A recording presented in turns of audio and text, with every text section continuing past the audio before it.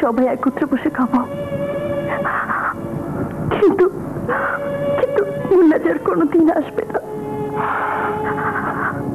আমি জানি সাংঘাতিক কোনো খবর দেওয়ার জন্য আমাকে ফোন করেছিল মুন্না, শুধু বুঝতে পারছি না কি সেই খবর, কি বলতে চেয়েছিল সে। আমি জানি ও কি বলতে চেয়েছিল। তুমি? আমার নাম মিশেলা, আমি মুন্নাকে ভালোবাসতাম। ওই শয়তানদের সমস্ত খবর আমি ওকে পৌঁছে দিতাম। তাহলে তুমি বলো কি সেই খবর যা মুন্না দিতে চেয়েছিল? ওই সন্ত্রাসীরা মাস্টার প্ল্যান করেছে, কাল মিনিস্টার সাহেব আসলেই তাকে হত্যা করা হবে। মিনিস্টার সাহেবকে হত্যা করা হবে? স্যার, আসসালামু আলাইকুম।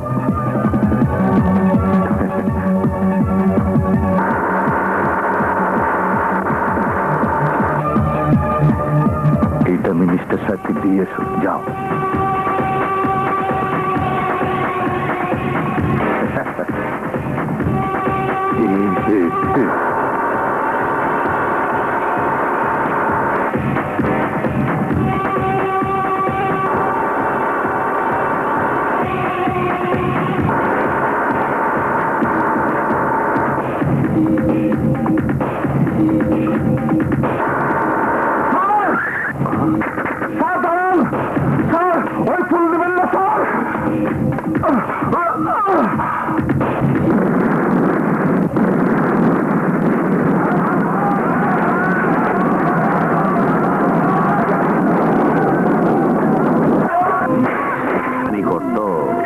আমার বিশ্বাসে তুই এইভাবে অপমান করলি, এইভাবে তুই বেইমানি করলি আমার লগে।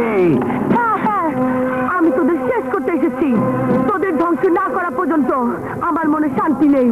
তোরা তোরা আমার মুন্নাকে মেরেছিস, আমার বাবাকে হত্যা করেছিস, আমি তোদের ছাড়বো না, ছাড়বো না।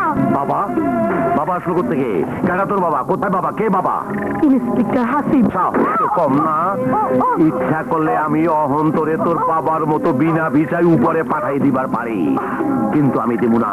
তুই যেমন আমার সাথে বিশ্বাসঘাতকতা করছস, তুই আমার বিশ্বাসের খুন করছস, আমিও তেমনি তরে খুন করবো। তাই জানে না মানে ইজ্জতে।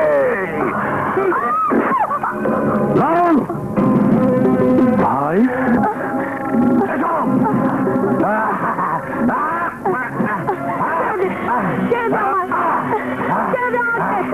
আমি তোমাকে জবাব করছি, আমার ইজ্জত ভিক্ষা যাচ্ছি, আমাকে ছেড়ে দে, আমাকে ছেড়ে দে।